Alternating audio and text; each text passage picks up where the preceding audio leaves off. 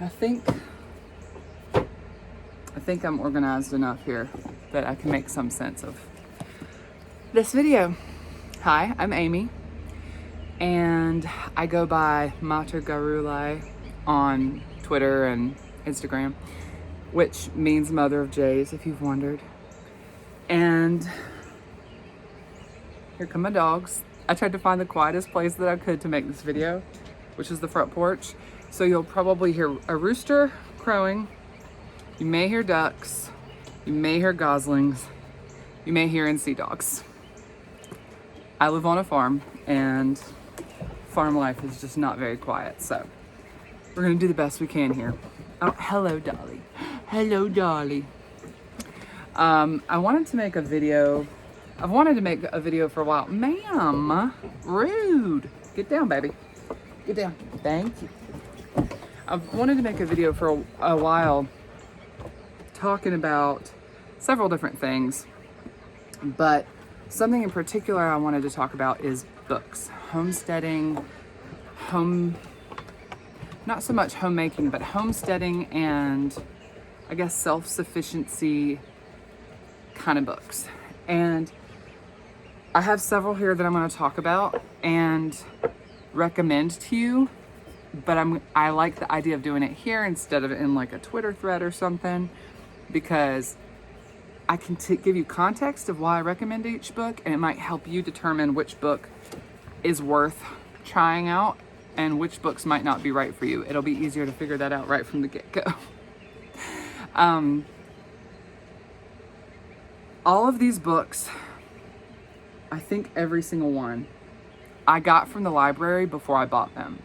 And I'll have some links down below to buy the book if you want to, but I really recommend that you check out your local library and see if they have them too, because if they do, you can see for yourself, is this a book that I like or can I skip it? Because I don't know about you, but money is a finite resource for me, and I'm personally not interested in spending a bunch of money on books, getting them home, and seeing that they're really just about aesthetics, or they're really just about idealism or history of something. You know, I've got a book that's beautiful about beekeeping, but it is really mostly historical and aesthetic. There's not a lot of practical hands-on advice in it or instruction. And so for me, it's really limited in its usefulness. So all of the books I'm going to talk about here are useful, and most of them are also really beautiful. So it's a win-win. The first set of books I want to talk about are kind of food specific. So they're books you can kind of appreciate and enjoy whether you are actively homesteading or not. So if you live in the suburbs, in fact, most of these books that I'm going to show you, I got at least initially from the library when we lived in either Germany or in Seattle. So keep that in mind. Just because you live in an apartment or in the suburbs or something doesn't mean that you can't apply a lot of the information in these books to your own life, because you can. So the first books I'm going to show you are books I actually have been talking about on Twitter, and that is this one, which is Preserving Food, and it's sort of a collection. It's not really by one author in particular. It's a collection by the gardeners and farmers of Terre Vivant. So there are lots of different, it kind of will give you a style of preserving a food, and then give you the input from different farmers on how they preserve it. And then often it will also tell you how they use the preserved food in recipes, which I really like that. It's super useful. This book inspired me to try a few new vegetables that I had never even heard of prior to reading this book. And also it inspired me to try a few lactic fermentation methods, or not methods, but recipes, I guess, that I would have probably been like, I don't want to try that. But when you read someone say, I make, a great example is like ginger carrots, like shredded carrots with shredded ginger, lacto fermented. I read people make that and then put it on like rice dishes. And I knew from our time in Japan that sounded really good, because I loved pickled ginger as a condiment on, I'm out of breath because I'm pregnant, excuse me. Whew. As a condiment on like sukiyaki bowls, like gyudon, beef bowls and things like that. So any kind of stir fries, anything like that, I love like a cold shredded carrot ginger ferment on top. It's delicious. So this book I really like because it can give you some ideas of things you may not have thought to try. I will say this book might not be for you if you are looking for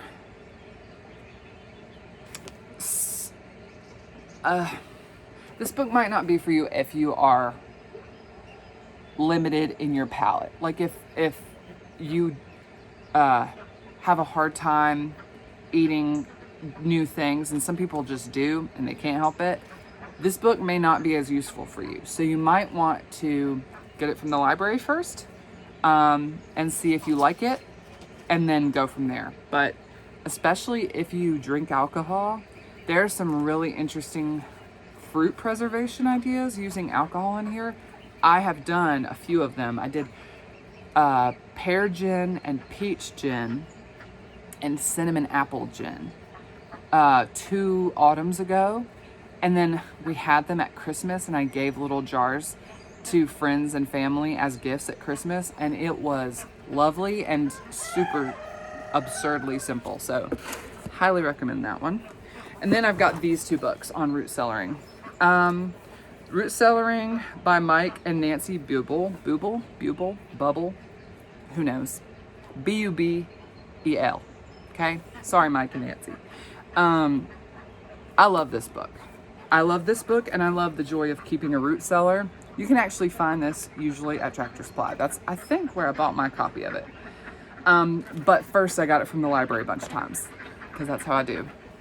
The reason I like these 2 books is because they both do cover some of the same stuff, but they also diverge. This book covers a lot of what to do if you don't have a root cellar, alternatives, ways you can improvise a root cellar even in an apartment. And they also include build plans in the back of the book for how to build different types of root cellars. This book, to me, is probably the most all-purpose of the 2, but I really love this one because this one, The Joy of Keeping a Root Cellar, goes in depth on varieties. So you may not have ever thought about that, but not all varieties lend themselves well to long-term storage. So for example, you hear winter squash is great for storage, for long-term storage. Yes, but it depends on what type of winter squash you're storing too. So without going into tons of tedious depth about C. moscata and C. maxima and C. pepo and all of that stuff, basically there are different botanical families within winter squash, and certain types keep way better than other types. And certain types grow better in certain climates than other types. So that book, again, it's this one, The Joy of Keeping a Root Cellar. It's really good at helping you figure out what will work for where you live and what will work for what your goal is. So I love multicolored carrots. I love them. I grow Pusa acida, which is an almost black, purplish carrot. I grow Kyoto red. I grow Cosmic purple, which is orange inside and purple on the outside. But for storage purposes, I actually grow either, what is it called? Maybe Danvers Half Long? Is that the one? I'm not positive. And Bolero, which is actually an F1 hybrid. I generally don't like to grow hybrids because I just feel like I don't like growing something that I can't save the seed of myself and know it's gonna seed true to type. But I do really like those carrots because they are really uniform. They're an orange carrot. They're that really cylindrical type, and they just store really, really well, and they're smooth on the outside. They're not really bumpy lumpy, so I don't peel them. And I just really like how they turn out. So I grow the other kinds too. I grow the heirloom varieties, but I grow that variety because it was recommended in that book. So there's something for you. And then, so this book is Back to Basics. This, as you can see, this book has gotten a lot of use for us, but I do recommend it. However, I will say that now we almost never look at this book because we've kind of moved past it. It is a book of basics. Now, there is some really cool stuff in the back about how to create your own solar power. It kind of touches on everything, from soap making to metalworking to building a cabin to building a root cellar, orchards, how to process animals. But like I said, it only really touches on those things. So it is a good book, and we bought it in Germany. So we bought it when we were still in the phase of what Jessica Sowards would call turning your waiting room into your classroom. So in other words, you know, you can't homestead anytime soon on a larger scale. You know, you maybe can't have any animals or what have you, but you're doing as much as you can where you are when you're where you are. So in Germany, what I was really focused on was fruit trees, because I happened to have some at the house we were renting. So I learned how to organically control pests on fruit trees.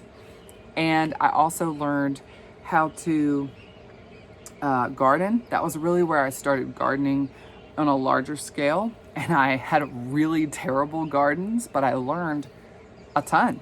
I learned so much. And so that was really valuable, and that was where we got this book and a couple of others, because we were kind of getting an idea. Hello, moth. The moths and mosquitoes are starting to come out.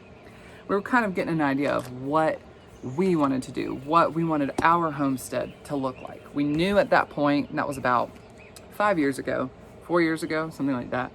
We knew that we wanted to homestead, but we didn't know what that would look like. You know, at that point, it was unfathomable to me that I would ever have a cow. And now it's like all I think about. I want a cow really bad.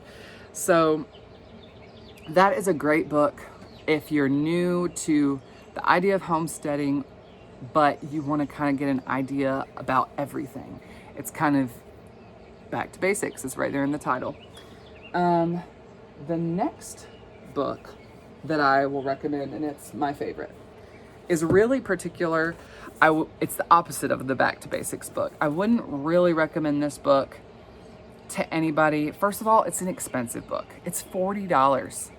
But I also wouldn't really recommend it to somebody that's like in the suburbs right now. Because if you're in the suburbs right now, you don't really have much use for a book that goes in depth about rotational grazing and pasture management and things like that. But if you are either soon to have or currently have some sort of homestead operation, even if it's a 1 acre thing, I still think this could come hugely in handy. But I love this book. It's called The Independent Farmstead: Growing Soil Biodiversity and Nutrient-Dense Food with Grass-Fed Animals and Intensive Pasture Management by Sean and Beth Doherty. This book is awesome because if you already know those basics, if you've got that baseline, basic knowledge, this book will take you so much deeper. And it covers everything. I'm just going to read you the names of the chapters because it will give you an idea. Chapter 1 is the farm. So the farm itself, operating the farm itself. Chapter 2, the land. Where do you want to be? What qualities are necessary? Durable tenure, regenerative agriculture, and the next right thing. Chapter 3, water. Finding water, pressurized water, city and well, ponds, rivers, streams, and lakes, rainwater and runoff, stocking water systems. I mean, in depth. And this is stuff that I never even read this chapter until maybe 2 months ago. I mean, this book, you can tell it's seen some stuff. I've read this book a lot, but I skipped that chapter because it didn't interest me. Well, now that I have grazing animals and pastured animals, the pigs in particular, water is a real conundrum if you are not constantly keeping them near a water source, which we don't want to do with the pigs because we don't want them to contaminate our water source. So again, super in-depth, super diverse in its approach. Awesome. Chapter 4 is about grass, paddock, pastures. Chapter 5 is fencing. So how to do intensive grazing, electric fencing. That's really the focus of this book, is electric fencing. And then chapter 6 is all about ruminants. So animals with a rumen, so they chew their cud. So that's about goats, sheep, cows, how to select an animal to purchase. And then the next chapter is about dairy, calving, lambing, and kidding, milking a new mother, milking routines, calves, the care and keeping of calves, breeding and health. And then chapter 8 is poultry. Chapter 9 is pigs. Their chapter on pigs is really wonderful. It's very whimsical, but it's also very practical. So it's the best of both worlds. Chapter 10 is milk, meat, and manure, the solar harvest. So basically they're talking about having the sun work for you to grow grass. The grass feeds the animals that provide for you and your family milk, meat, and manure. I love it. And then the final chapter is called The Independent Farmstead, and it just sort of goes over dealing with failure and all of these things. It's kind of like your pep talk before you get started. I love this book. I could talk about just this book for probably an hour. It's a great book. And again, like, you may not need it right now if you're not farming right now. But I will tell you, if you're really interested in this and you can swing the 40 bucks, I've never seen this at any of my local libraries. So that I've actually bought it straight off the bat after I read an article in Mother Earth News, I think was the magazine, one of those hippy dippy magazines. This couple wrote an article that so perfectly spoke to me in regard to our land. And so that is why I got it, love it, highly recommend it. It was expensive, it was a sacrifice, but I think it was worth it. I'm gonna kind of quickly touch on a couple of other animal books. I'm not gonna go in depth about them, but these I think are good animal husbandry, all-purpose animal husbandry books.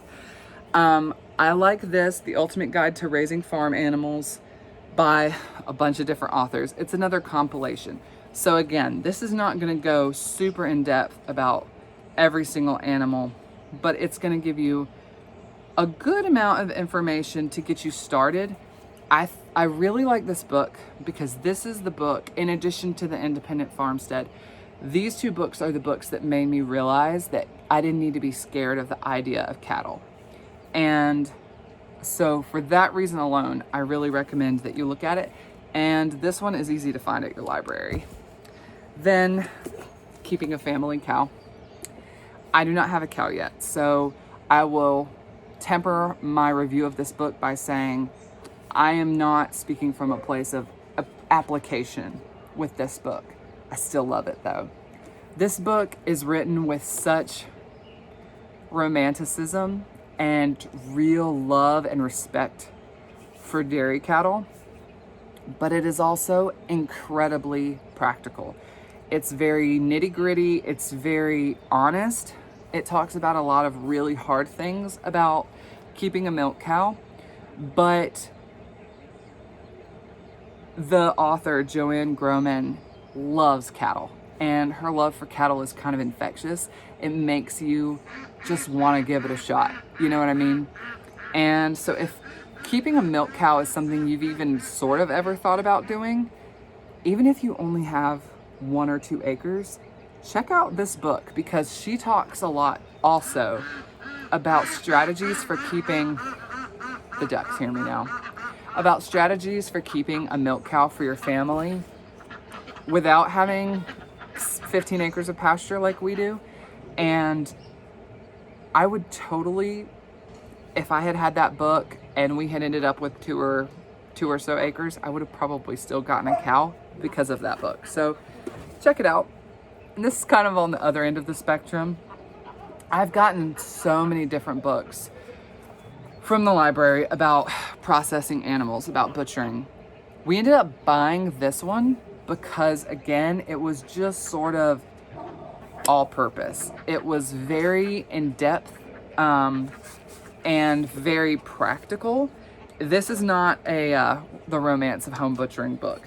This is very much a purely practical, like, here's how you kill the animal in a humane way. Here's how you process the animal in a humane way, and to get the best bang for your buck out for the meat. And it covers food safety and tools and supplies, poultry, hogs, beef, other meats, so things like sheep and goats, venison, and other wild game. So for us, I like that this book is not huge. It doesn't take up a ton of space on our bookshelf because our space is limited. So you've probably noticed, I like books that don't cover just one animal, generally speaking. Cattle are kind of the exception for me because that is a much more intensive commitment.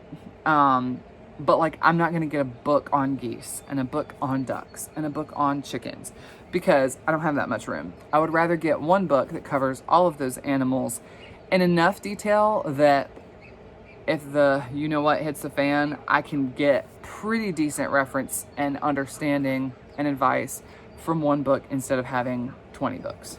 That's how I feel about this book, The Ultimate Guide to Home Butchering by Monty Birch. It's a good one. I really like it. It's helped us process ducks, chickens, and it's given us all the tools that if we needed to process the pigs ourselves, we could. Now let's move to the kitchen. Some of these are not homesteading specific books, but they're seasonal eating books. And if you are in a situation where you can't homestead and you think, well, none of this will apply to me, it really can. You can just focus on trying to eat seasonally. Seasonal eating is so wonderful and so empowering because if your family isn't dependent on, what's an example? Blueberries in January. If you know how to enjoy foods other than blueberries in January, fruits other than blueberries, you're gonna save a lot of money. You're gonna have a better sustainability situation, and you're also gonna have more food security because if the supply chain breaks down that's getting you those blueberries from Mexico or wherever they're coming from in January, then, or actually they're probably coming from like Ecuador and Peru at that time. But anyway, if you can learn to enjoy to eat seasonally as a family, you're just going to be a lot more secure. And that's really important to me. So the two books that I love for learning how to eat seasonally are this one, which is 12 Months of Monastery Soups by Brother Victor Antoine de Villa Latourette. And this book, you're probably like, what? Why is that book included in this? But it's awesome. It's so great. If you've been like, well, what's in season in January? This book is a really great little reference book because I can just open it up and look at January and see what recipes he's recommending, and I can know that I can find all this stuff in January really readily. The St. Basil soup here is like mushroom and celery and carrot and onion based. All of those things are going to be in my root cellar, or I will have dehydrated or canned them from the summer. Very easy to get in January. So it makes perfect sense. And of course, autumn and summer are pretty easy, but I just really can't recommend this book enough if you don't know where to start with eating seasonally, because again, each month that he goes through, he gives you recipes that are gonna contain produce that you can find during those times. And there's no meat in this book, which is really handy too for Lent. So if you are Catholic like myself, or you are a liturgical Christian and you follow Lenten fasting, then this book can really come in handy for that purpose too. I love it.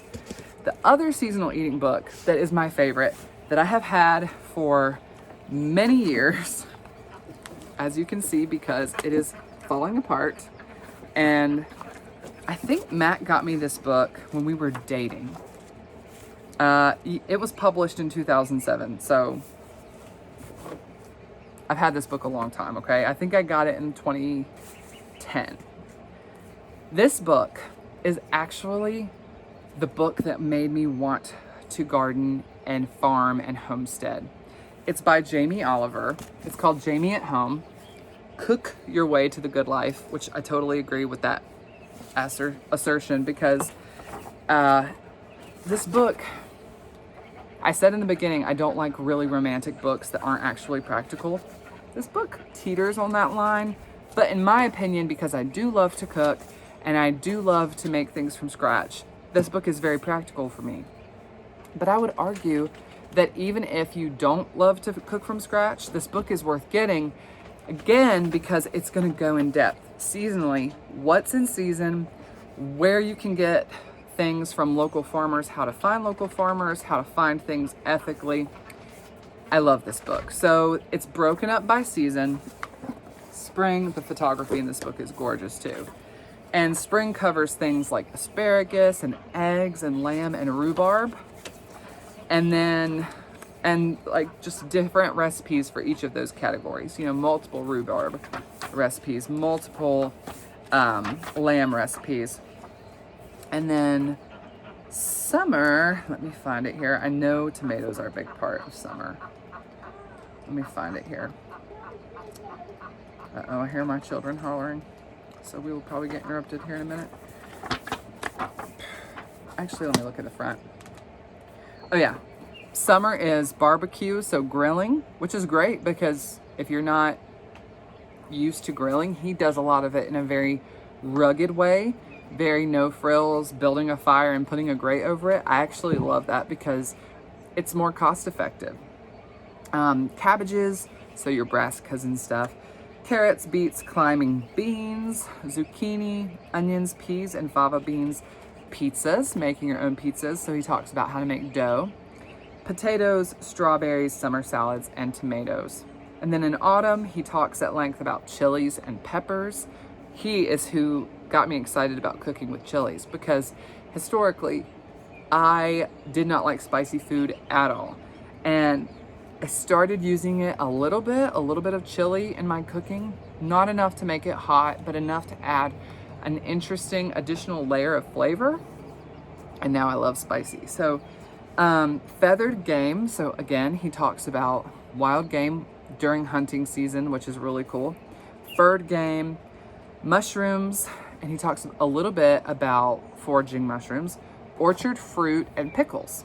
And then in winter, he talks about leeks, pastry, squash, winter salads, and winter vegetables. And then he, at the end, has a useful stuff section where he talks about gardening, where he likes to buy seeds, how to get started in having your own little garden or foraging. I really, really like this book. When I got this book, it was $37.50. But it's an older book. I bet you could find it on Thrift Books. Again, I'll put a link below, but most of these books, if you can find them used, get them used. Just buy them secondhand. Don't fool with brand new. And then here's my other two. The Ball Book of Canning. I don't need to talk about this one at length. If you want to learn to can, get this book. I am a little bit of a rebel canner, okay? Do what you want, do what you feel comfortable with. I personally think it's stupid to add acid to tomatoes if I'm canning them as long as I would can green beans, okay? I think that's stupid, okay? So this is a great book for when you're learning to can. I don't follow everything. This is not the gospel to me, but if it is to you, go with God. It is an extremely good book to have on hand if you want to learn to can. And I got this one from Thrift Books. And then this is my last cooking book, The Farmer's Kitchen Handbook. It's by the same publisher that did that sort of all-purpose animal book. This is by Marie Lawrence. So this book is also broken up seasonally. So it's another great seasonal cooking book. It has basically every recipe, a recipe for every food you could imagine. I personally have my own opinions about like chocolate cake recipes and pie crust. However, she also has in here cheese making recipes and things like yogurt and how to cure meats. It covers making cheese, curing meat, preserving, fermenting, and more. But it also covers things like just salads and Irish soda bread in March, things like that. So I really like this book. I think if you are a farmer type, this is a great reference book to have because it covers things like cheese making. I also think this would be a great book for someone who doesn't know how to cook or who knows only the basics of how to cook, because it kind of has a basic recipe for everything. I like to have one book that covers a lot of things. So I bought this actually because it had cheese recipes in it that I knew I liked. And I was like, and it'll be nice to have, you know, a minestrone soup recipe too. So good all-purpose cookbook. And then my last two books are The Herbal Apothecary and Simple and Natural Soap Making. So for me, these go hand in hand. I love to make my own soaps, and this book is super thorough and gives you a lot of the tools you need to come up with your own recipes. It talks a lot about safety, but it's not hysterical. To me, it's the best of both worlds. It's by Jan Berry. That's the Simple and Natural Soap Making. And then this book is by Rosemary. Wait, is this one not Rosemary Gladstar? Oh no, she reviewed this one. This one is J.J. Purcell. So this is The Herbal Apothecary. Rosemary Gladstar has several herbal apothecary, herbal remedy books that I really like too, but they're really expensive. So I haven't bought any of those yet, but I have gotten them from the library several times, so they will eventually be added to my library. But for now I have this one. It's a really good all-purpose option, and it talks in depth about like every herb you could fathom. I don't believe that a lot of the herbs in this book can like cure the things that are prescribed. However, if you're in a really tough situation and you have nothing, or you are going to have nothing for a while, you have to wait to get more in-depth care. Would you rather have this or nothing? For me, I'd rather have this, that I can look at some ideas for dealing with migraines or cramps or colds or whatever like that, non-serious situations. I'd much rather have this to give something a try. All of the skin stuff that I have ever tried, like making calendula balms and salves and things like that, they've always worked super well for me. In fact, I've got a field down there full of yarrow, and I'm gonna do what I did last year, which is pick and dry a bunch of yarrow flowers and then steep them for several weeks in witch hazel to create a sort of anti-inflammatory bug bite kind of thing. I'm not personally allergic to poison ivy, but I do get tons of bug bites, and that stuff works. I mean, it really does. If I don't put anything on a bug bite and then I put this stuff, the witch hazel with yarrow in it, on another bug bite, it really is dramatic how much quicker the yarrow and witch hazel situation heals the bug bite and soothes the itching versus just letting it figure itself out. So those are all the books. I'm sorry this video is so long, but I wanted to explain why I would recommend them. Because like I said, you may not need to buy all these. I don't regret buying a single one of them, but there have been a lot of books that I've gotten from the library that if I had bought them first, I would have been super disappointed because they weren't actually all that practical for my life and my situation and my needs. So I hope this helps. And if you try out any of these books, if you get them from the library or whatever and you like them, be sure to let me know because I'm really curious to see how they work for other folks. And I hope that my noisy animals haven't been too distracting. God bless and have a nice day.